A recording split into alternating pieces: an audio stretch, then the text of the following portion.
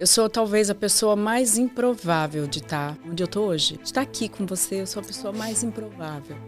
Quando eu conto a minha história, muitas vezes eu me emociono porque as pessoas falam assim: não, mas você não tem cara de que passou por isso. Você não tem cara de que viveu tudo isso. Mas eu creio que o Senhor restaura, né? Eu falo muito para as meninas que me seguem, eu falo quem são as pessoas que são a referência de vocês hoje. Presta muita atenção sobre isso. Uma mulher que tem sabedoria, eu acho que ela tem que ter discernimento para ela entender quem é que eu posso seguir, quem é a minha referência hoje. Nessa rede social onde tem tanta gente, quem que pode ser a sua referência social? Quem que pode ser a sua referência dentro dessa rede social?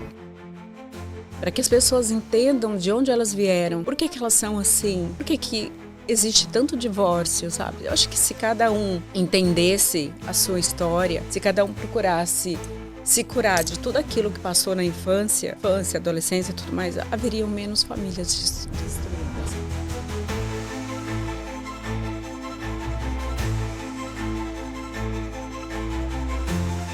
Mais um episódio do Jesus Pode. Chegamos a mais um episódio do Jesus Pode e hoje nós vamos trazer um testemunho incrível, uma aula de uma mulher que é dona de um projeto Famílias Curadas, que tem mentorado famílias, casais, e eu tenho certeza que você vai ser curado, que você vai ser impactado daí, da onde você está.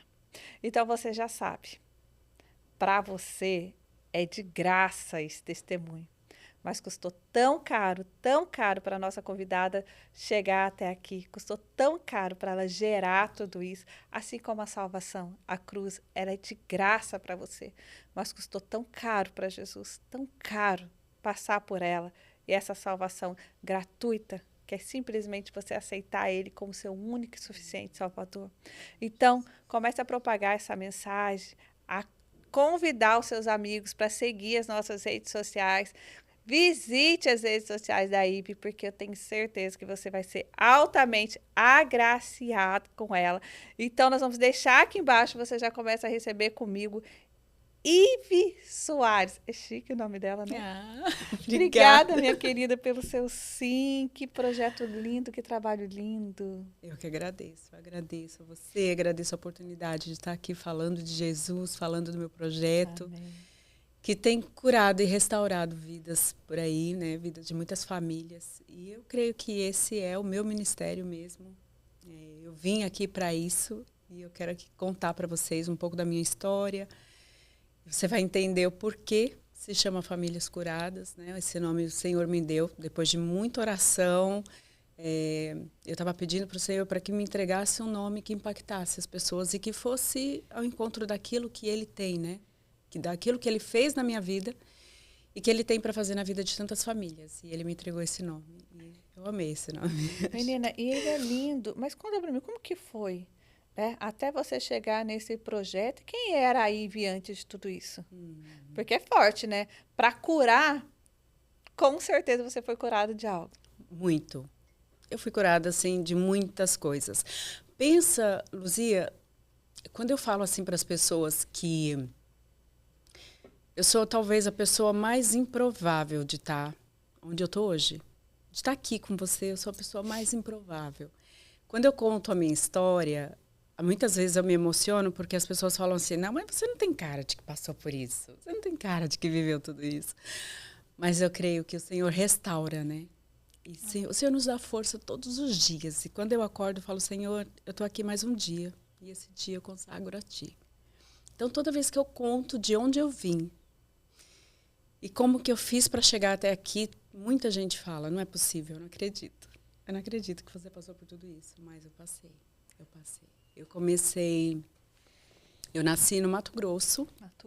No Mato Grosso. Uma cidade bem pequenininha, chamada Jauru. Não é nem a capital, né? Porque a capital é maior, Cuiabá, né? Então, um pouco maior. Eu nasci numa cidade bem pequenininha. E como se não bastasse, eu nasci na roça dessa cidade. Então, era tudo muito, muito pequeno, poucas pessoas. A cidade tinha uma rua para ir, uma rua para voltar. Era isso. Era o que nós tínhamos. E aos 4 anos eu perdi minha mãe. Minha mãe faleceu na minha frente. E ali já começou o primeiro baque, né? Eu morava com meu pai, meus irmãos. E um dia minha mãe estava lavando roupa no nosso quintal. Minha irmã e eu estávamos pedindo para ela para a gente subir num pé de siriguela que tinha no nosso quintal. E ela falava, não é hora de vocês subirem aí. A gente queria pegar siriguelas. Conhece siriguela? Eu já ouvi falar, eu nunca comi. É uma delícia, é uma frutinha assim, vermelhinha, maravilhosa. Tem mais ali na região central, região norte, né? Tem.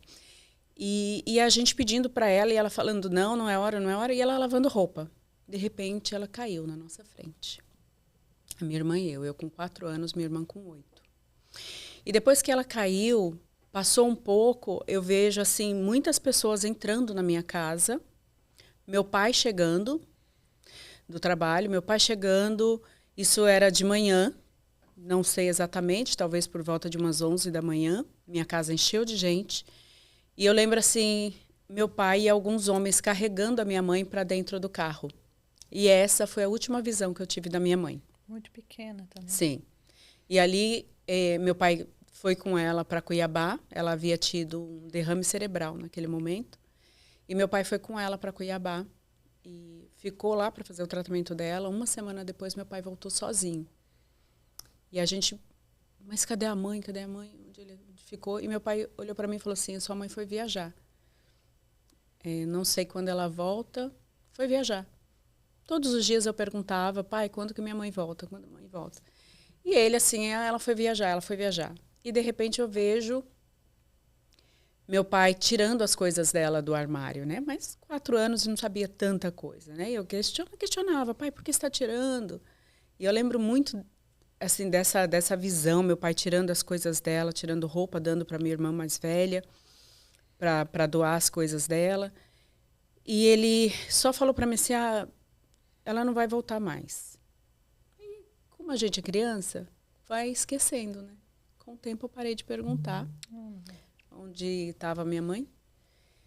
E algum tempo depois a gente sai do Mato Grosso, dessa cidade. Eu tinha 2 irmãos, nós somos em 10. Eu sou a mais nova. E os meus irmãos mais velhos moravam em Rondônia. E meu pai achou que seria melhor a gente se mudar para perto dos irmãos mais velhos, porque, sei lá, de repente pudesse dar um suporte com os mais novos, né? E aí a gente foi para Rondônia, ficamos morando em Rondônia. 2 anos depois que estávamos morando lá, meu pai arrumou uma outra esposa. E aí essa esposa disse, eu aceito você, mas eu não aceito seus filhos, né? A pequena tudo bem, pode vir. Então, nessa época eu tinha 6 anos. E eu fui morar com meu pai, eu toda ansiosa, né? Meu pai chegou e falou, a partir de hoje eu vou... na próxima semana, ele falou, você vai ter uma nova mãe. Oh, meu Deus. Ele falou para mim, a partir da semana que vem você vai ter uma nova mãe. A gente vai se mudar. A gente, nessa época, estava morando num sítio. Ele falou assim, a gente vai voltar para a cidade e você vai ter uma nova mãe. E eu fiquei tão feliz.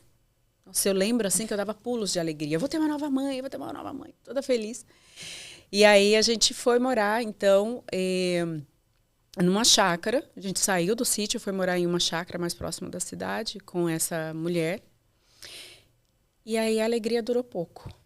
Passou um tempo, ela falou pro meu pai que não me queria morando com ela. E aí eu tinha 6 para 7 anos, né? E meu pai, meus irmãos já moravam na cidade. Eles tinham ficado. E meu pai falou assim, eu vou te levar para morar com seus irmãos.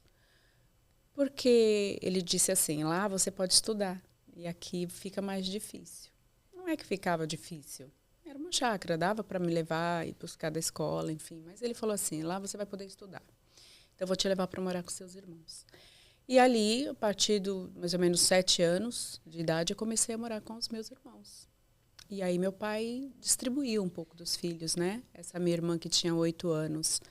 Então, ele estava com 10 para 11, ele deu para uma família.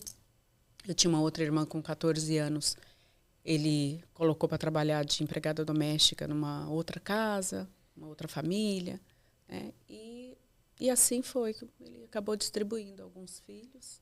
E ficaram minha irmã um pouco mais velha que eu, uma outra irmã, mais 4 irmãos homens e eu, com 6 ali para 7 anos. E a gente foi morar junto, sozinho. E eram assim, não eram tão mais velhos. O mais velho tinha 18 anos, né? E a gente ficou sozinho. E meu pai... mal visitava a gente. A gente via meu pai uma vez no ano, 2 vezes no ano. Meu Deus. Praticamente não visitava. E ali eu fiquei morando com meus irmãos durante um bom tempo, até que uma vez meu irmão falou assim, olha, aí eu já estava com 11 anos, ele falou assim para mim, não é certo você ficar morando com a gente. Eu vou levar você de volta para a casa do pai, porque eles estavam ali querendo namorar, querendo, né, viver a vida deles também. E cuidar de uma criança era muita responsabilidade. Éramos todos crianças, né? O mais velho tinha 18, o outro tinha 16, o outro tinha 14. Todo mundo era criança praticamente. E meu irmão falou assim, eu vou te levar para morar com o pai, porque não é certo você ficar morando com a gente, você tem que morar com ele. E eu voltei para a casa do meu pai. Luzia, eu posso te dizer que ali eu estava com 10 para 11 anos, eu fiquei 1 ano com meu pai. Eu acho que foi o pior ano da minha vida.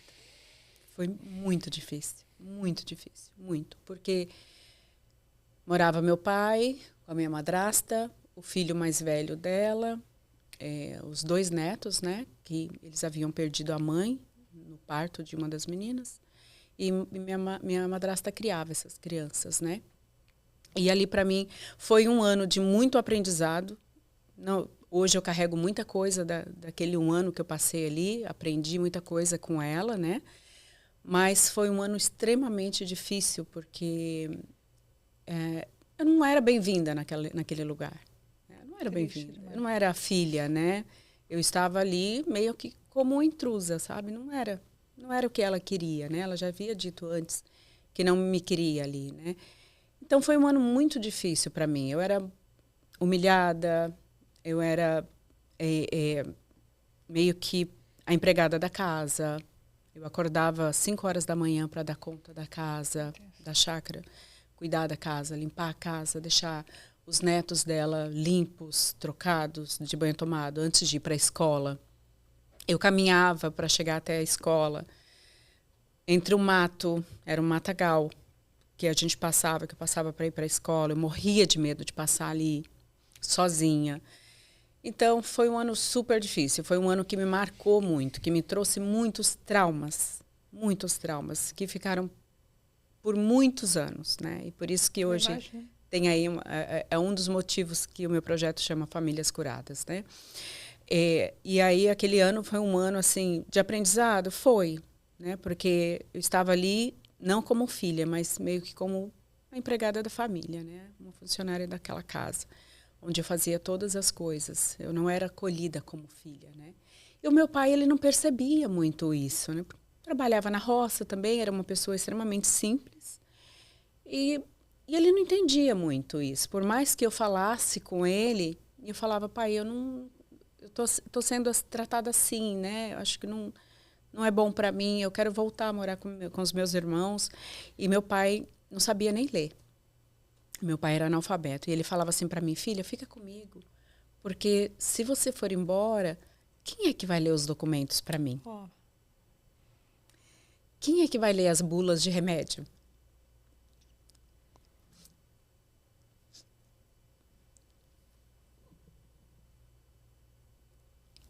E eu fiquei.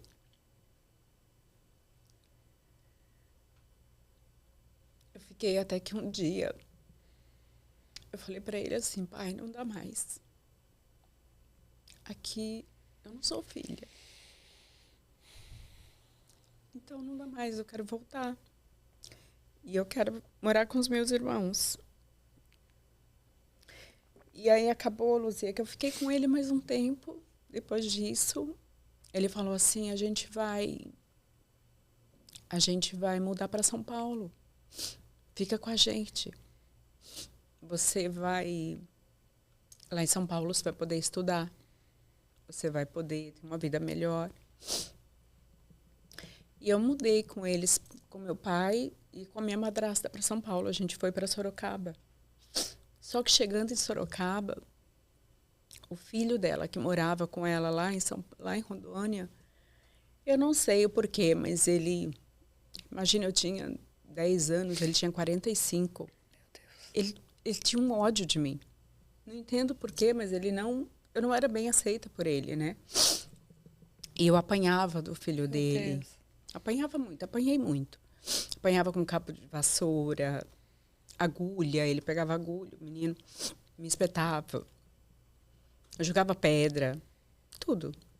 E quando eu cheguei em Sorocaba, eu fui recepcionada com uma cambada de vassoura na cabeça.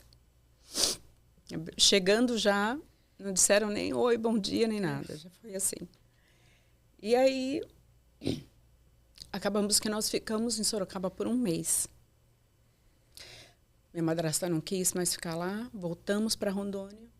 E quando nós voltamos, minha madrasta falou para meu pai que não queria que eu voltasse a ficar com eles. Então, ali da rodoviária mesmo, meu pai falou para mim, você vai voltar, ficar com seus irmãos. Eu já vou te levar daqui mesmo. E aí, eu fui, meu irmão, nessa época, não tinha nem casa para morar. Ele estava morando, ele tinha uma lanchonete, uma sorveteria, e ele morava em um fundo dessa... Era um quartinho. E eu fiquei ali, morando com ele nesse quartinho, porque meus outros irmãos já tinham vindo para São Paulo, porque a minha irmã, que meu pai deu para uma família que era 4 anos mais velha que eu, sofreu um acidente muito feio, onde ela perdeu parte da perna. E ela teve que vir para São Paulo, então um dos meus irmãos trouxe, depois veio o outro, e acabou ficando só 2 irmãos só lá. E eu fiquei morando com ele um tempo, até que ele falou para mim assim, você morar aqui na sorveteria é muito difícil, não tem espaço. Era um cômodo bem pequenininho, onde cabia 2 camas de solteiro, uma para ele e uma para o meu outro irmão. E eu dormia com eles em uma dessas camas. Ele falou assim, então eu vou te levar para morar com uma prima nossa, até a gente ver o que faz. E aí ele me levou, eu fiquei morando com uma prima.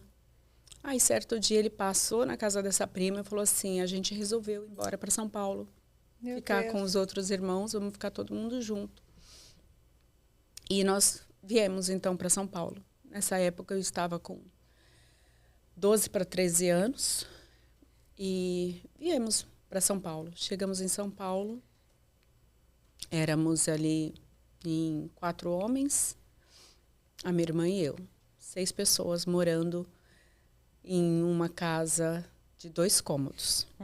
Imagina-se um banheiro para 4 homens, 2 mulheres.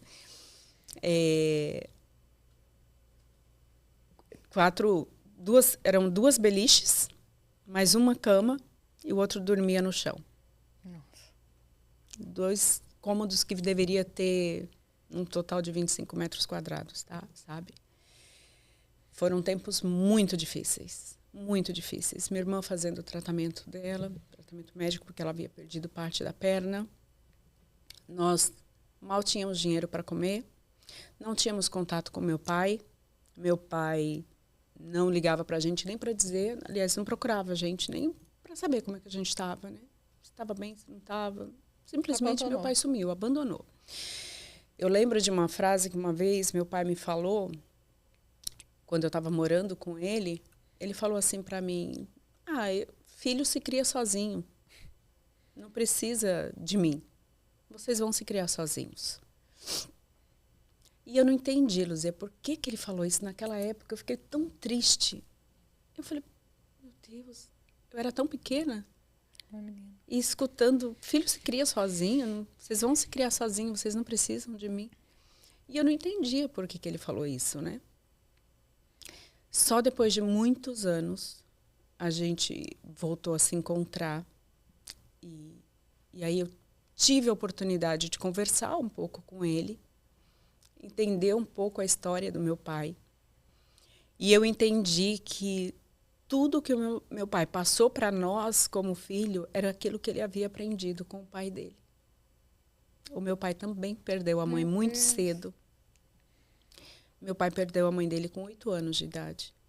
Trabalhava na roça e o pai dele era muito bravo, batia muito nele, muito. Era ele e um irmão e uma irmã, eles eram em 3.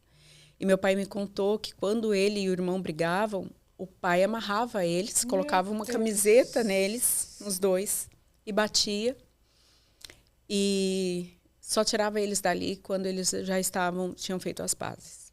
Então, meu pai sofreu demais com meu avô. E eu não sabia, a gente não sabia de nada disso, né? E tudo que ele passou para nós foi aquilo que ele aprendeu com o pai dele. Ele não batia na gente, mas ele abandonou. Né? E por ele ter perdido a mãe dele muito cedo, com 8 anos de idade, ele disse que ele começou a fumar muito cedo. Por volta dessa época, 8 anos, ele começou a fumar também. E trabalhando na roça, né? E ele tinha um irmão que também tinha problemas, tinha alguns problemas, até meio psicológicos também. Então, passando por tudo isso, ele casou muito cedo com a minha mãe. Minha mãe tinha 16 anos, ele tinha 18 quando eles se casaram. E minha mãe faleceu aos 46. Muito nova. Muito nova. E eles saíram de Minas, eles moravam em Minas, saíram de Minas e foram para Mato Grosso tentar a vida. Né? E só depois eu fui entender, então, por que meu pai era dessa forma. Por que ele não se importava com os filhos? Por que ele teve 10 filhos? Se ele achava que filho se curava sozinho, se criava sozinho. Eu fui entender de tudo que ele passou com meu avô. Toda a nossa criação foi reflexo daquilo que ele passou. E hoje, o meu projeto é exatamente para isso. Para que as pessoas entendam de onde elas vieram. Por que elas são assim? Por que existe tanto divórcio, sabe? Eu acho que se cada um entendesse a sua história, se cada um procurasse se curar de tudo aquilo que passou na infância, né, infância, adolescência e tudo mais, haveriam menos famílias destruídas, sabe? E você acredita nessa repetição de padrão? Sim. Por quê? Eu acredito nessa repetição de padrão porque a gente só passa para o outro aquilo que a gente sabe. Né? Aquilo que a gente aprendeu é o que a gente vai passar para os nossos filhos. E a gente passa para os nossos filhos muitos traumas quando a gente não sabe a nossa história, quando a gente não entende o porquê que a gente é dessa forma, a gente passa para os nossos filhos. E nossos filhos vão passando para os nossos netos, enfim. E vira um ciclo repetitivo. O meu pai, ele, como perdeu a mãe dele muito cedo, isso é um abandono, né? Para a criança é um abandono. Independente se foi uma morte ou não, é um abandono. E por ele apanhar tanto do pai dele, o pai dele deixava ele solto. Como se o pai também não se importasse, como se meu avô não se importasse também com a criação dele. Então, ele não criou esse vínculo com o pai dele. Logo, ele não criou esse vínculo com a gente também, com os filhos. Para ele, filho colocava no mundo, servia de mão de obra, podia ajudar até quando deu. Né? Ele levou meus irmãos para a roça, então meus irmãos mais velhos trabalharam na roça. Para ele, filho era meio que uma mão de obra. Não tinha vínculo afetivo, entende? E ele só foi entender isso no leito de morte dele. Depois de muito tempo, quando a gente já não tinha mais vínculo com ele, quando ele estava no leito de morte, foi que ele entendeu tudo que ele fez. E foi quando ele se arrependeu. E ele falou para mim, no leito de morte, ele falou assim, minha filha, se eu pudesse voltar atrás, eu não teria feito nada do que eu fiz. Eu falei para ele, pai, agora não é mais hora de você falar isso, não se preocupa, não. O importante é que a gente está bem, está todo mundo bem, todo mundo está aí com a sua família, né? A gente conseguiu se criar, graças a Deus, está todo mundo bem, não se preocupa com isso, não. E ele falou assim, hoje eu me arrependo, ele estava no hospital, deitado, ele falou, eu me arrependo de ter feito o que eu fiz com vocês. Mas aí já era tarde, 8 meses depois ele morreu. Que judiação. E eu creio, Luzia, que se ele tivesse entendido toda a história dele, se ele tivesse entendido de onde vinha tantos traumas, tantas dores que ele passou, ele não teria abandonado a família. Com certeza. E eu acredito que, assim, muita gente hoje, sabe, abandona. Quantos pais e mães, né, se divorciam e o pai abandona os filhos? Muitos. Mães também, né, abandonam, né? Num número menor, lógico, mas abandonam também. Quantos filhos são criados sem pai? Porque quando separa da esposa, nunca mais vê o filho. não cria nenhum laço afetivo.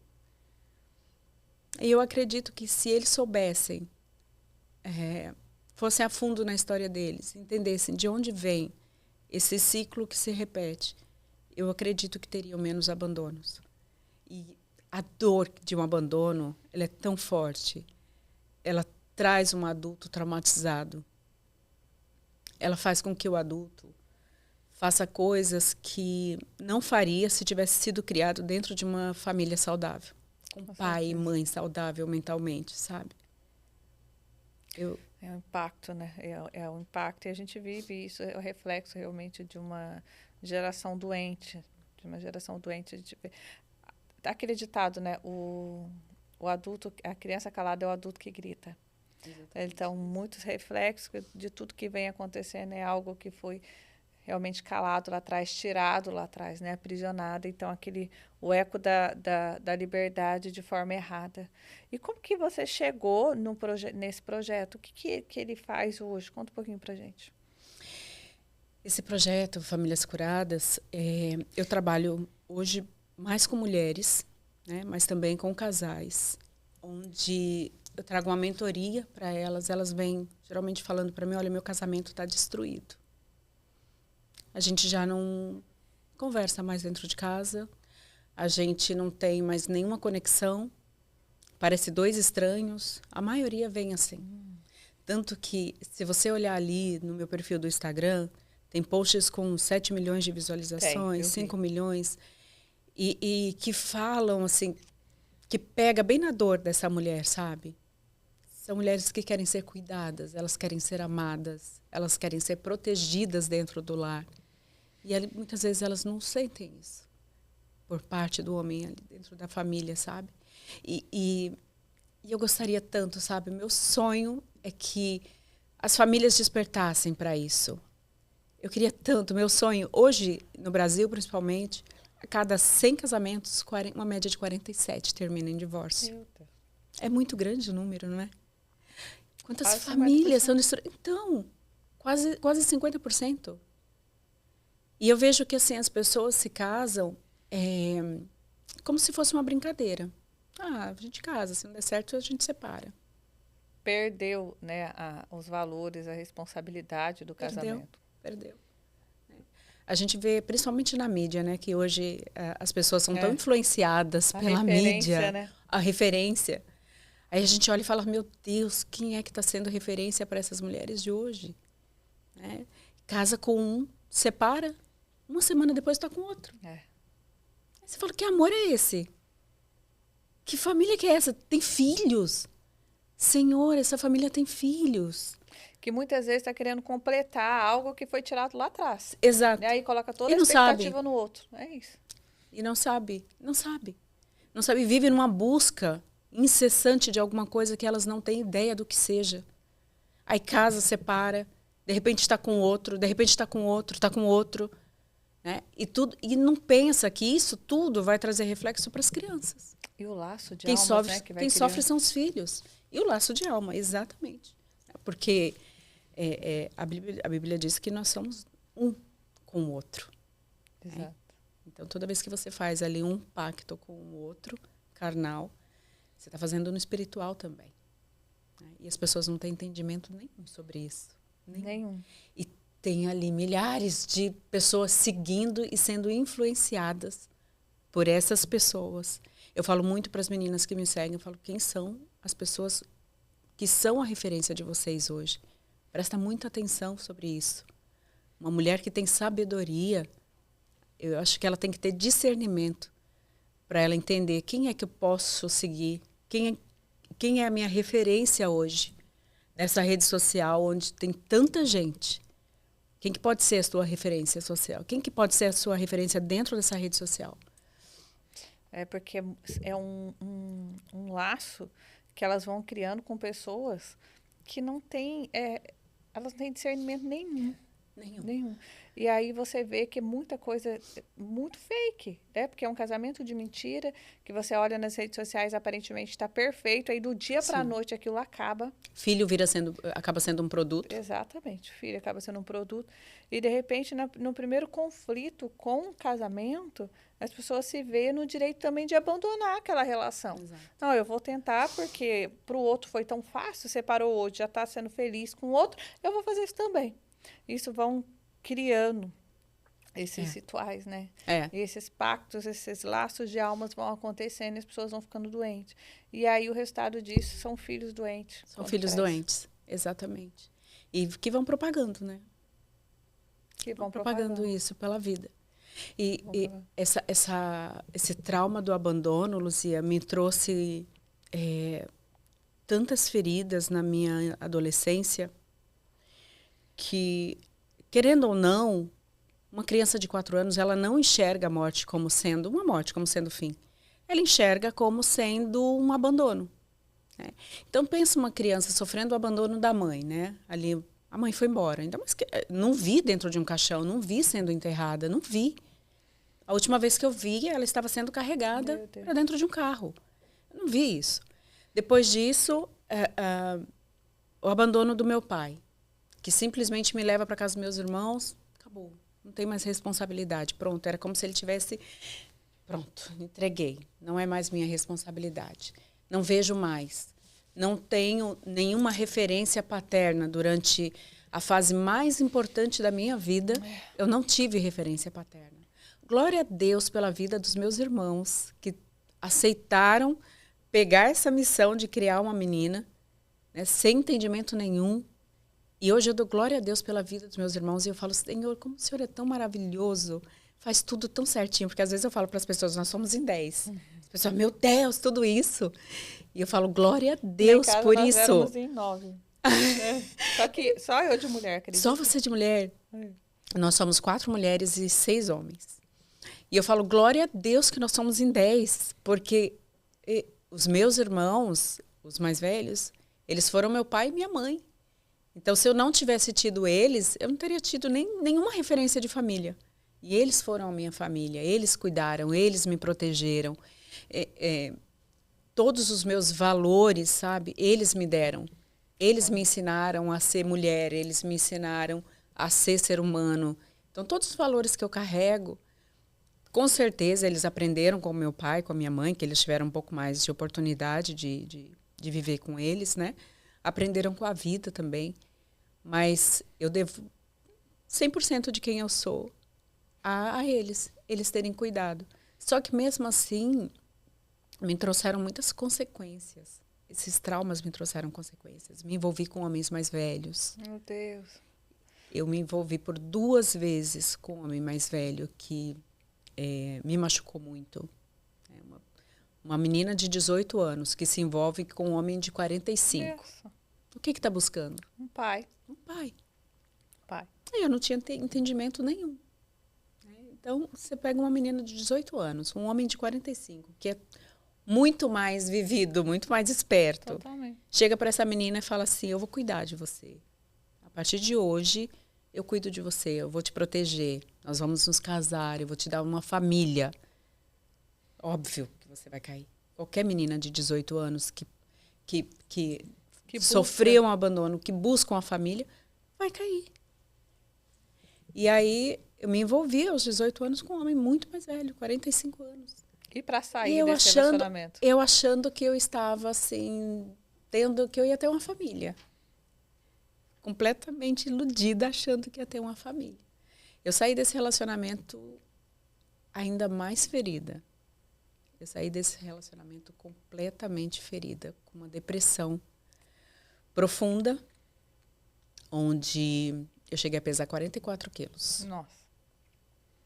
44 quilos, assim, completamente definhada, assim. Foi uma pessoa que judiou muito, uma pessoa que não queria cuidar, só queria se aproveitar. E eu não tinha absolutamente força nenhuma contra ele, né? Uma pessoa que fala assim, eu vou cuidar de você, eu vou te dar uma família, eu vou te proteger. E depois abandona, sem nem dizer o porquê estava abandonando, simplesmente sumiu. Ele nem chegou a falar para mim, a partir de hoje não dá mais. Ele simplesmente sumiu. Não me atendia, eu não entendia o porquê. E cheguei a pesar 44 quilos por causa desse terceiro abandono.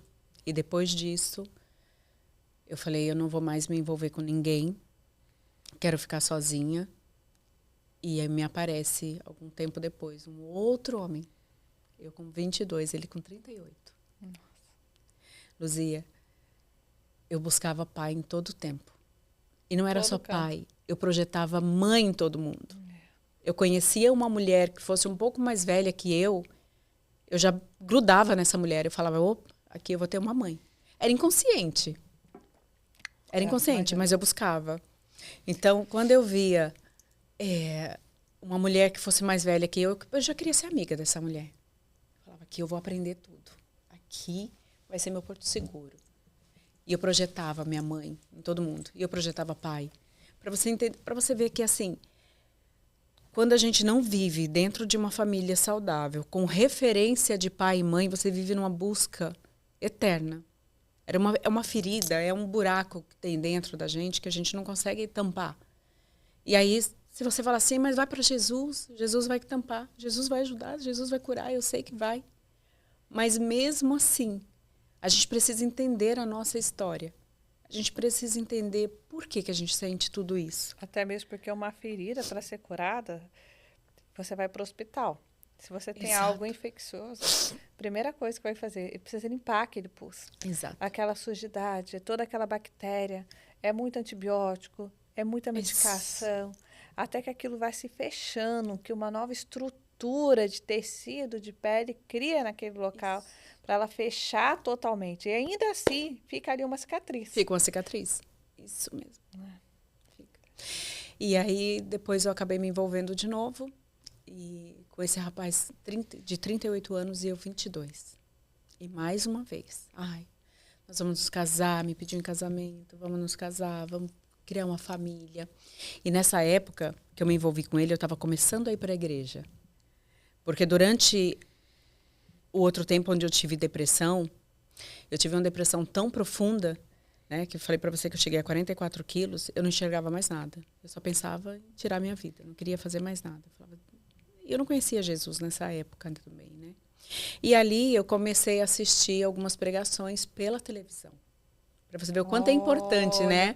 TV, podcast aqui. Hoje, pessoas que falam de Jesus através da mídia, porque às vezes você não tem nem força para chegar até uma igreja e você não tem ninguém que fale de Jesus para você, né? Entre teus amigos ou tua vizinhança. E aí, através de uma TV, eu comecei a assistir algumas pregações. E você também não sabe definir aquele sentimento, que é uma depressão que está chegando. Não tem entendimento. Ainda mais uma criança, né? 17, 18, adolescente. Hoje é mais falado, mas na minha época, ali há mais de 20 anos atrás, a gente não sabia muito o que era isso, né? A gente não tinha entendimento. Eu sabia que eu estava sentindo uma tristeza profunda, um desânimo, onde eu não tinha vontade de comer, não tinha vontade de beber, eu tinha vontade de dormir. Eu dormia. Por isso que eu emagreci tanto, porque eu não comia, eu não tinha fome, eu não tinha sede, eu dormia. A minha fuga era dormir o tempo inteiro. Então eu chegava a dormir o dia e a noite. Nossa. E quando eu acordava, muitas vezes eu não tinha força para levantar da cama, eu desmaiava. Porque eu não conseguia sair da cama. E aí eu comecei a escutar e não tinha ninguém que ajudasse. Né? Não tinha um pai e uma mãe que entendesse o que era aquilo. Meus irmãos já estavam casados, já estava cada um vivendo a sua vida. Então, eu ficava mais tempo sozinha em casa, não tinha ninguém ali para me auxiliar. Eu nem sabia o que era aquilo. E aí, através de uma ministração da TV, eu comecei a assistir e eu comecei a falar assim, nossa, então Jesus me ajuda a sair dessa aqui, porque não estou conseguindo sair sozinha, né? Eu me sentia como se eu estivesse dentro de um quarto escuro, fechado, se fosse um quarto bem pequenininho, fechado. Eu me sentia desse jeito ali dentro. Era o tempo inteiro me sentindo assim. E um dia eu orando, na minha cabeça eu estava dentro desse quarto, tudo escuro, fechado. E eu estava orando. E de repente eu vejo uma luz vindo do teto. Sabe como se tivesse colocado um holofote? Sei. Eu senti exatamente essa luz. E esse quarto se iluminou. E eu me via ajoelhada, orando com essa luz em cima de mim. E aí, a partir daquele dia, eu comecei a intensificar mais as minhas orações e eu comecei a entender o que era a conexão com Jesus. E eu falei, eu vou procurar uma igreja, eu preciso de uma igreja, eu preciso de pessoas que me ajudem. E eu comecei a ir para a igreja. E mesmo indo para a igreja, eu me envolvi com um rapaz, aí comecei a ir para a igreja e me envolvi com esse rapaz de 38 anos, e eu 22. E aí, ele me pede em casamento, eu aceito, ele começa a ir para a igreja comigo. Quando eu aceitei, ele parou de ir para a igreja. Meu Deus. Aí eu falei assim, mas por que você parou de ir para a igreja? Ele falou, porque agora eu já te conquistei, eu não preciso ir mais. Eu falei, mas você falou que ia para a igreja comigo, né? Eu estou começando a ir, eu estou gostando, eu quero muito ir. Ele falou, não, não vou. Eu não vou. E aí ele me conta que ele é espírita, que ele é médium. E que ele não ia abandonar a religião dele para ir comigo. E foi assim um baque para mim. Eu falei, oh, Jesus, de novo isso está acontecendo comigo, né? E fiquei tão ruim, eu fiquei tão mal. E aí, quando ele falou que não ia mais para a igreja, que eu falei para ele assim, então eu não quero mais ficar com você. Eu não aceito porque eu não quero mais sofrer, não sei o que. Ele me prendeu na casa dele. Eu fiquei 3 dias na casa dele, presa. Luzia, eu não podia ir ao banheiro. Ele me levava com a mãe dele, falava, vai junto com ela no banheiro. Ela não vai sozinha. Porque ele tinha medo que eu pulasse a janela, sei lá, do banheiro. E ele falava, não, ela não vai. Para ela ir no banheiro, vai junto. E a mãe tinha que ir junto, ficar na porta.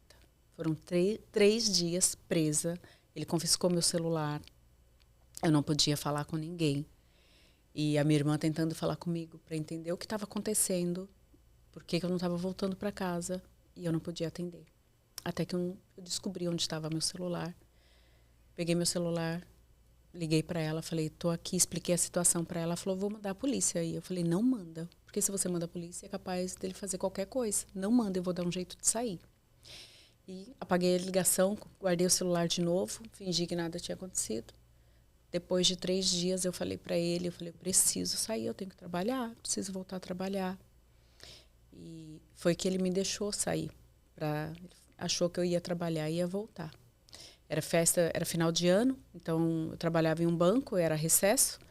E aí ele achou que eu fosse trabalhar e ia voltar para casa dele. E dali eu fui trabalhar, voltei para minha casa, avisei na portaria que ele não podia entrar. E foi quando eu consegui, graças a Deus, eu consegui fazer com que ele não me procurasse mais. A partir dele, você acabou comigo. Meu Deus. Você acabou comigo, você saiu e não voltou mais. Onde já se viu, a gente ia casar, você aceitou se casar comigo. Imagina se eu tivesse me casado com esse homem, Luzia. Jesus, podia estar morta. Podia estar morta. Se a minha irmã tivesse enviado uma polícia ali, de repente eu podia estar morta. Claro. Um namoro completamente tóxico, com um narcisista. Aliás, esses 2 relacionamentos que eu tive, né, foram com homens narcisistas, namoro completamente tóxicos. Foram 2 namoros que acabaram comigo. E aí eu falei assim, acabou. Aqui acabou. Senhor, agora estou indo para a igreja, eu estou seguindo a tua palavra, eu quero aprender mais e eu quero estar contigo, somente contigo. Eu não quero mais me envolver com ninguém. E eu vivi um tempo assim. Eu falei, eu não quero mais me envolver com ninguém, Jesus. Eu já sofri tanto, eu não quero mais sofrer. E comecei a trabalhar, estudar, e pensar só em mim. Falei, agora vai ser só o Senhor e eu. Meu único relacionamento vai ser com Jesus a partir de agora. E foquei nisso, só no meu relacionamento com Jesus. Até que eu trabalhando, conheci meu marido. E aí ele começou a trabalhar na mesma... Eu trabalhava em banco e ele começou a trabalhar na mesma agência que eu. E a gente ficou amigo. E durante 1 ano, ele ficou ali tentando, conversando, tentando me conquistar. E eu falava assim, eu não quero me envolver com ninguém. A partir de agora será eu e Jesus, só isso. Eu não quero mais me envolver com ninguém. Até que um dia ele me convidou para ir no cinema. Aí falei, tá bom, né? Meu amigo mesmo, a gente era amigo dentro da agência, a gente conversava sobre muitas coisas. E fui no cinema com ele. E ele falou assim, eu queria namorar com você. Eu falei, não, esquece, não tem como. Eu tô numa outra época da minha vida. Eu tô assim, vivendo para Jesus. E dentro da agência que eu trabalhava, eu era reconhecida como a intocável. Ele fala muito bem isso. Ele Tava fala blindada. assim, tava blindada, blindada. Ninguém podia tocar, ninguém chegava perto. E ele falava assim para mim, nossa, por que as pessoas falam lá na agência que você é intocável? Eu falo, não sei, talvez seja meu comportamento, né? Não sei, pode ser que seja isso. E ele falou assim, mas, poxa, eu queria muito namorar com você. Eu falei, não tem essa possibilidade, esquece. Não tem essa possibilidade. Eu agora vivo para Jesus. Eu não quero me envolver com mais ninguém. Eu já tive 2 envolvimentos, sofri demais. Não quero mais. E ele falou assim, mas o que eu tenho que fazer, né, para te conquistar? Eu falava assim, olha, nós 2 somos como água e vinho. Meu marido era de balada, ele gostava de ir para sexta, sábado para balada, sabe? Falei para ele assim, não, eu sou evangélica. Falei para ele, só vou para a igreja. Sabe, já para espantar mesmo, né? Para deixar bem longe. Não, sou evangélica, só vou para a igreja. Eu trabalho, eu vou para a igreja e eu vou para a faculdade. Então, nós 2 não temos absolutamente nada a ver. Então, esquece. E ele falava assim, não, mas o que eu tiver que fazer, eu vou fazer. E eu falei, comecei a pensar, será, né? Que realmente está nesse ponto? E comecei a orar. Falei, Senhor, se for da tua vontade, então as coisas vão mudar. E aí o Senhor vai mudar esse rapaz. E o Senhor vai tocar no meu coração também. Porque por enquanto eu não quero. Falei, eu não quero. E eu só vou me envolver agora, a partir de agora, se o Senhor me mostrar que é a pessoa com quem eu vou me casar. Senão eu não quero mais. E assim, Luzia, não é que eu namorava muito. Não. Pelo contrário, eu tive 2 relacionamentos que foram ruins. Onde eu não estava buscando uma família, onde eu estava projetando meu pai, porque foram 2 relacionamentos horríveis com pessoas, com homens mais velhos, que eu não estava entendendo absolutamente nada do que estava acontecendo. E meu marido é 5 anos mais novo que eu. E eu falei para ele assim, não, então a gente não tem como namorar. E comecei a orar. Eu falei assim, Senhor, se for da tua vontade, realmente, o Senhor vai tocar no meu coração. O Senhor vai fazer com que eu veja ele de uma forma diferente. E eu não vou namorar com ele se ele não for para a igreja. Porque eu quero que ele tenha um encontro com o Senhor. Não é nem com a igreja. Porque muitas vezes a pessoa vai para a igreja, mas nunca teve um encontro com Jesus. A pessoa passa 10 anos na igreja. E ela tem um encontro com a igreja. Ela tem um encontro com o ministério. Ela tem um encontro com louvor. Ela tem um encontro com o pastor. Mas ela não tem um encontro com Jesus. E eu falei para o Senhor, eu quero que ele tenha um encontro com o Senhor. Senão eu não quero também. Amém. E um dia eu cantava no coral da igreja. E eu falei assim para o Senhor, Senhor, se for da tua vontade, eu vou estar cantando no coral e ele vai entrar aqui. Ele vai ver. Eu estava cantando. Aliás, não tinha nem começado o culto ainda. A gente estava no coral posicionado. Quando eu olho para a porta, esse homem está descendo. Eu olho e falei, Senhor, é sério isso? Não consegui nem cantar, né? Eu falei, Senhor, é sério isso? É sério mesmo. Ele veio para a igreja. Ele foi. Era uma cantata de Páscoa. E a gente cantando ali, durante o tempo que a gente estava cantando, eu sentia, ele estava assim, totalmente entregue para Jesus. A primeira vez dele pisando na igreja. Deus. Ele estava totalmente entregue. Sabe quando você vê que a pessoa foi realmente tocada? E eu ali cantando, eu falava assim, Senhor, o senhor tem certeza? Eu vou ter que me namorar mesmo? Eu falava, Senhor, é ele? E eu cantando e orando o tempo inteiro. Quando a gente saiu do culto, eu vi que ele estava emocionado de ter participado daquilo, sabe? E depois eu fiquei sabendo que ele já tinha ido em outras igrejas na adolescência, mas nunca tinha entendido o que era. E a partir daquele dia, nunca mais ele saiu. Que benção. E eu falo muito assim para as meninas hoje, né, que ainda não são casadas. Busque primeiro um relacionamento em Deus. Não saia por aí atirando flechas em todo mundo e achando que vai dar certo. Porque é só decepção. Primeiro busca um relacionamento com Deus. Mas de verdade, um relacionamento com Jesus. Primeiro é o teu relacionamento com Jesus. Depois você procura alguém que ame mais a Jesus do que a você. Porque se você encontrar alguém, um homem que ama mais a Jesus do que a você mesma, ele vai pensar 1000 vezes. Pode até ser que você tenha decepção com ele? Pode. Pode acontecer, né? Nós somos seres humanos, Sim. né? E a gente erra, a gente peca, né? Em todo tempo. Mas ele vai pensar 1000 vezes antes de te fazer sofrer. Porque ele tem uma aliança com Deus. E quando você tem uma aliança com Deus em primeiro lugar, você não vai querer que um filho dele sofra. Você não vai querer, você não vai prejudicar a pessoa que você escolheu para andar com você, porque você tem temor a Deus. Eu falo muito isso para as meninas. Busque primeiro alguém que ame Jesus em primeiro lugar. Para que elas possam chegar. Para que elas e qual possam é chegar. o momento que essas mulheres têm procurado você, que você tem sentido? Qual que é o primeiro sinal que elas devem ir até uma mentoria?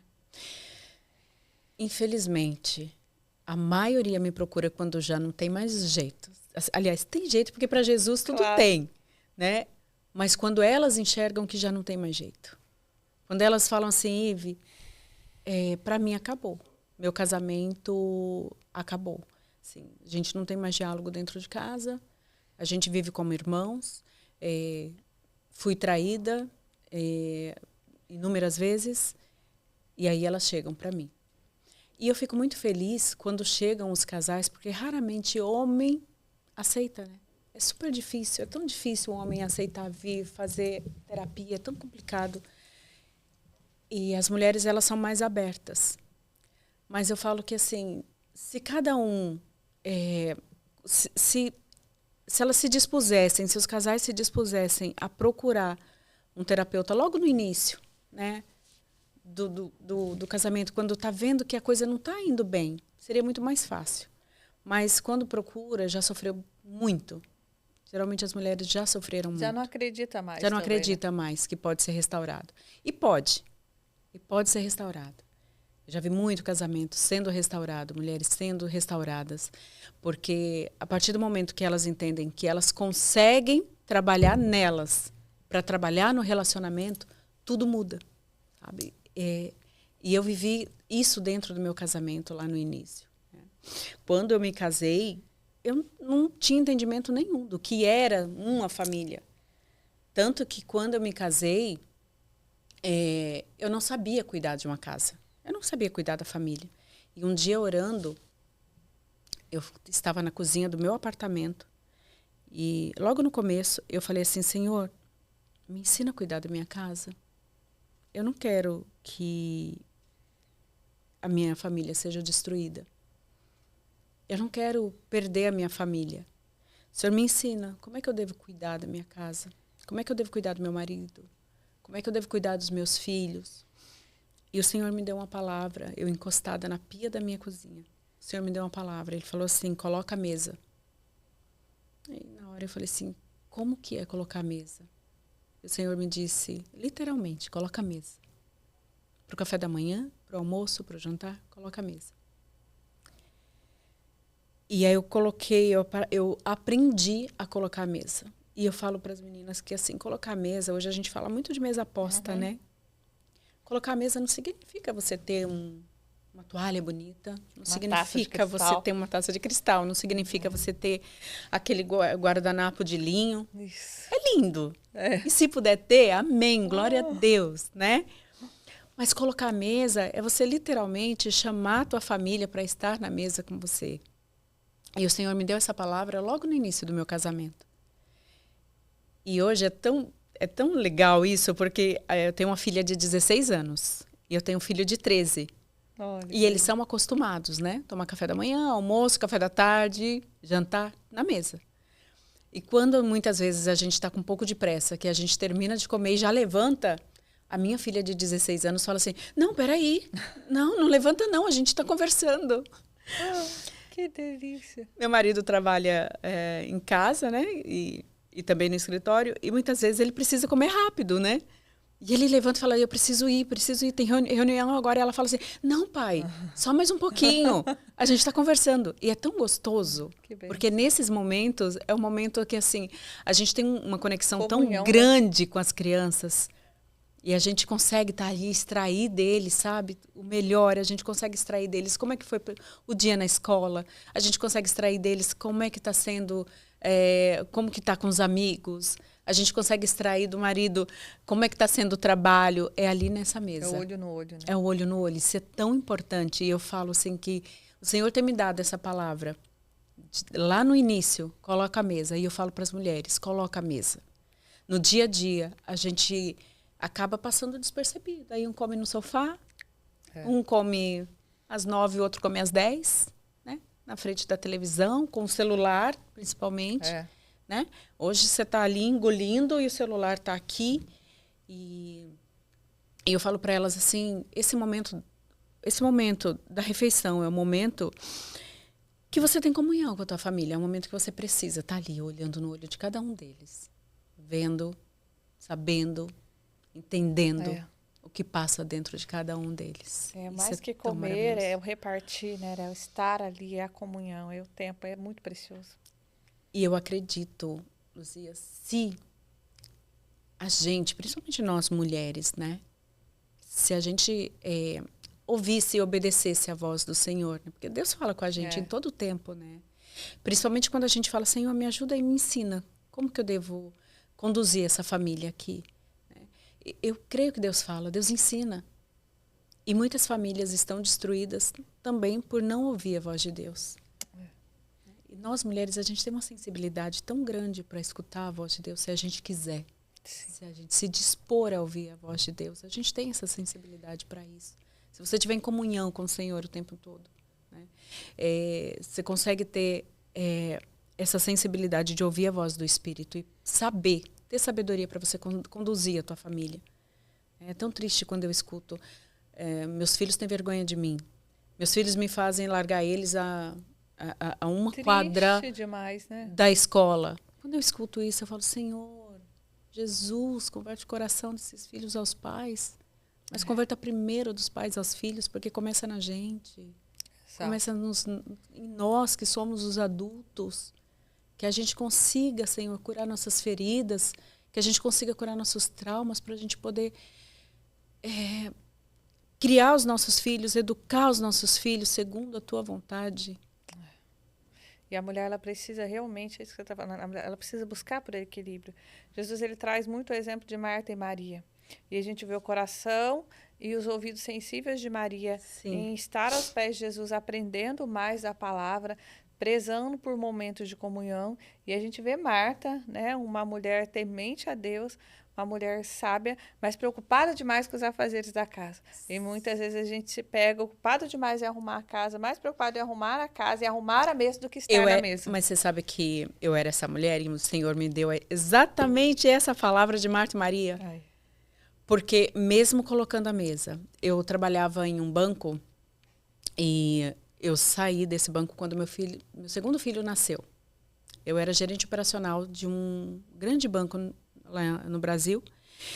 E a correria do dia a dia, então, só que mesmo trabalhando eu fazia questão. Eu chegava em casa, eu fazia o jantar, eu colocava a mesa antes de ir para o trabalho.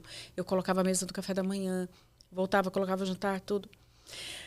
Quando e a minha filha ficava na escolinha por volta ali de 12 horas por dia. Ela estava sendo criada pela escolinha, não era por mim. Quando meu segundo filho nasceu, eu comecei a orar e falei, Senhor, eu não queria que ele passasse 12 horas também. Isso dói demais ver minha filha 12 horas. E o Senhor falou para mim assim, que era a hora de eu sair do meu trabalho e me dedicar 100% para minha família. E eu orei muito para isso, porque eu falei, Senhor, a gente precisa desse dinheiro. Né? Nessa época, recém-casado, sabe? Prestação de apartamento, tudo. Porque assim que eu me casei, a minha filha, eu engravidei com 1 ano de casamento. A minha filha veio, eu tomando remédio, ela veio. Era a vontade do Senhor que ela viesse. Então, quando casou, a gente não tinha nada. Imagina a gente casando, Luzia, sem ter onde morar. Muitas pessoas ainda falam assim, eu não vejo pessoas namorando 5 anos, 6 anos e não casa. E muitos, quando casa, separa. Né? Já passou tanto tempo junto, separa. E a gente começou a namorar, 2 meses depois ele me pediu em casamento. A gente depois, até preparar tudo, ali uns 2 anos. E quando a gente se casou, nós não tínhamos absolutamente nada. Nossa primeira casa tinha a cama, tinha um micro-ondas, tinha um computador. A gente nem tinha televisão, era um computador. Era isso que nós tínhamos. Só isso. Nós não tínhamos fogão. Eu cozinhei um mês em micro-ondas. Eu aprendi a fazer ovo no micro-ondas, eu aprendi a fazer arroz no micro-ondas, aprendi a fazer tudo. Nós não tínhamos dinheiro para comprar um fogão quando a gente se casou. E morávamos de aluguel. E aí veio a nossa primeira filha. Imagina nesse estado e eu grávida. Não tinha sofá para sentar. Eu sentava, meu marido comprou um puff. Eu sentava no chão. Na hora de levantar, ele tinha que me puxar, porque não conseguia levantar sozinha. E aí, quando eu engravidei, eu comecei a orar para o Senhor para Ele me dar um apartamento. E foi muito sobrenatural. A compra do nosso primeiro apartamento foi muito sobrenatural. Eu visitando o apartamento, eu entro em um apartamento, eu gosto daquele apartamento, eu falo para o corretor, eu não tenho dinheiro para comprar esse apartamento. Eu não sei nem por que você me trouxe aqui.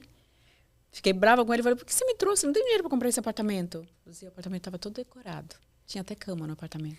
Tinha louça no apartamento. Tinha mesa no apartamento. Tinha sofá no apartamento. Tudo que eu não tinha na minha casa tinha nesse apartamento. E eu falei para ele assim, eu não tenho dinheiro para comprar esse apartamento. Ele falou assim, mas o apartamento já é seu.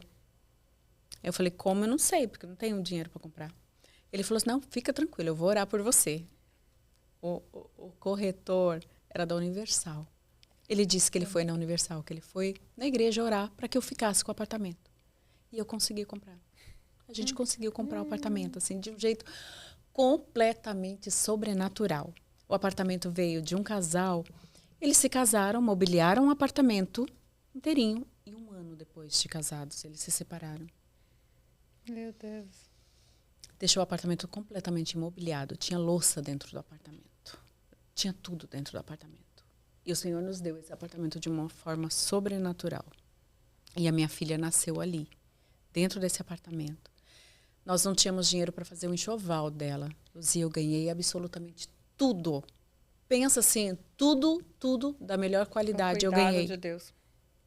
Deus mandou assim toda a provisão para que ela viesse. Quarto decorado, tudo, absolutamente tudo. Não faltou absolutamente nada. Nós ganhamos de pessoas, a gente ganhava presente de pessoas que não conhecia a gente. Ela chegava e falava, ai, Deus tocou no meu coração para eu te dar isso aqui, para tua filha. Nós ganhamos tudo. E aí, quando o meu segundo filho veio, que eu falei, Senhor, eu não queria que ele ficasse 12 horas na escolinha. Ajuda a gente, me ajuda, me dá uma palavra, eu devo continuar, não devo continuar. E foi quando Deus falou que eu devia sair do banco, né? Que eu devia ficar com eles. E eu falava, Senhor, mas como que eu vou sair do banco? Só o dinheiro do meu marido não paga as contas. O meu trabalho, nessa época eu ganhava mais que ele. Eu falava assim, só o meu trabalho não paga as contas, Jesus. E o Senhor falou para mim, pode sair, que eu vou me encarregar. Luzia, quando eu saí, esse homem passou a ganhar o dobro. Aquilo que ele e eu ganhávamos junto, ele passou a ganhar sozinho. Só para você ter uma ideia. Como as misericórdias do Senhor. Como Deus é maravilhoso em tudo. E o cuidado dele em cada detalhe, né? E aí eu saí do banco e fiquei em casa cuidando da casa. Aí pensa, assim, 100% focada. Filho, casa, 100% focada. E um dia eu estava orando. E o Senhor falou assim para mim. Eu assim, orando, reclamando, na verdade. Porque muitas vezes a gente não ora, a gente reclama, né? A gente está ali, Senhor, ai, porque eu queria isso, porque eu queria aquilo. Senhor, você não está orando, você está reclamando. E eu estava ali, limpando a casa e reclamando, achando que estava orando, limpando a casa e reclamando. E o Senhor falou para mim assim, nem Marta, nem Maria. Porque eu estava reclamando. Eu falava assim, eu queria ter mais tempo para orar, mas eu estou aqui, eu limpo essa casa o tempo inteiro, porque eu era a louca da limpeza. Você entrava na minha casa, você podia passar a mão, você não pegava um pozinho, nada. Você era o tempo inteiro cuidando da casa, limpando a casa o tempo inteiro. E reclamando, e eu falando para o Senhor, eu queria ter mais tempo, porque não sei o quê, eu só limpo essa casa, é criança, né? E você pede para ter uma família e depois você reclama. E o Senhor falou para mim assim, nem Marta, nem Maria. Eu falei, mas como assim nem Marta, nem Maria? E eu fui entender essa palavra. Eu estava gastando todo o meu tempo cuidando da casa e pouco tempo com o Senhor. Pouco tempo eu estava gastando na presença de Jesus. E o mais importante, você tem que guardar a tua casa, você tem que limpar a tua casa, você tem que cuidar da tua casa, você tem que cuidar da tua família. mas você precisa passar tempo com o Senhor. Amém. A gente precisa investir o nosso tempo, né, em Jesus. Se você cuida das coisas dele, ele cuida das suas também. Não vai deixar faltar nada. Nada para dentro da Descansar, casa. né? Descansar. Meu Deus, que lindo. Olha, eu ficaria aqui 2, 3 horas te ouvindo, né? Que privilégio. Queria deixar um presente para você Ai, obrigada. das sobrancelhas, da nossa marca, o meu devocional do empreendedor aqui. Que Pouquinho. lindo. São 40 Quero mensagens ler. de reflexões que a sua casa, a sua empresa é o seu maior ministério, o que você tem Sim. feito, os nossos produtos que estão aqui para você usufruir com seu marido, sua filha. Sim. E eu tenho certeza que você tem sido usada por Deus e que cada dia mais Ele possa continuar te acrescentando essa porção generosa de bênçãos que Ele tem dado sobre você e derramado na vida de outras pessoas de uma forma tão linda e tão genuína, viu? Amém. Glória a Deus. Amém. Luzia, eu tenho 2 guias. Posso falar um pouquinho sobre eles? Que eu acho muito importante.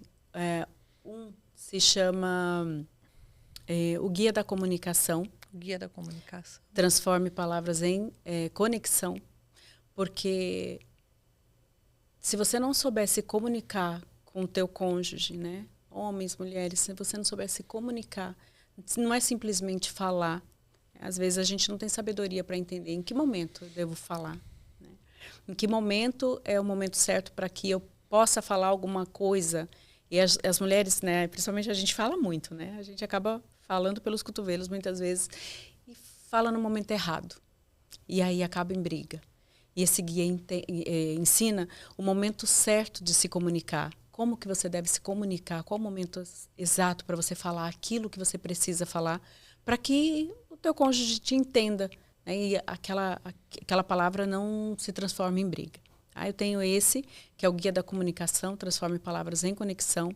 E eu tenho um outro guia que se chama 10 Passos para Salvar Seu Casamento antes que o divórcio pareça a única saída. Esse é muito bom também, esse guia. E eu quero deixar aqui, para quem estiver assistindo a gente, eu quero deixar esses 2 guias com desconto para o teu público. Tá? Quero dar 20% de desconto para quem estiver assistindo. Acesse o meu Instagram.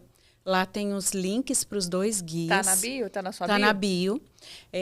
Nós vamos deixar aqui para vocês também o link. E esses guias, principalmente esse guia, os 10 passos para salvar o seu casamento, por incrível que pareça, você acredita que mais homens compram?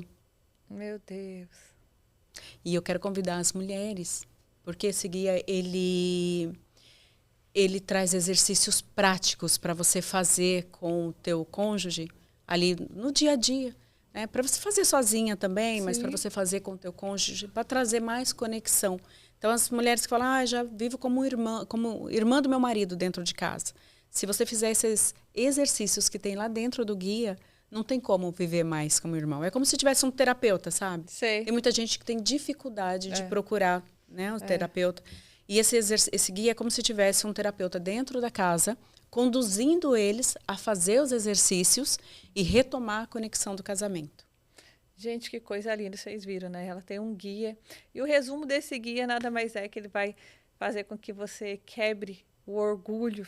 Exatamente. Né?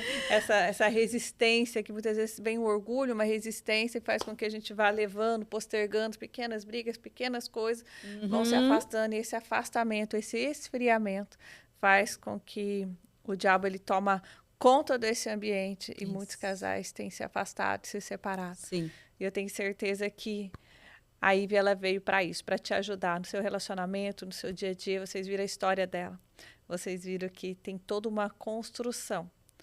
Foi anos de sofrimento, foram renúncias, foram aprendizado para aprender e poder te ensinar a ser curada e ajudar você na situação que você vive hoje. Então, você já sabe, né? Jesus fez na vida dela, Ele fez na minha vida, Ele pode fazer na sua. Aí, aonde você está. Deus abençoe poderosamente. Compartilhe essa mensagem. Siga as redes sociais da nossa convidada. Já vai lá e adquira seu link, que eu tenho certeza que vai ser um tempo de renovação e transformação na sua vida. Deus abençoe, minha querida. Amém. Muito obrigada, viu, pela oportunidade de estar aqui. Obrigada pela oportunidade de falar de Jesus, de contar um pouco da minha história. Deus abençoe você. Deus abençoe esse projeto, que ele chegue na casa de milhares de pessoas que precisam ouvir a palavra de Deus. Amém, amém. Deus abençoe. Amém.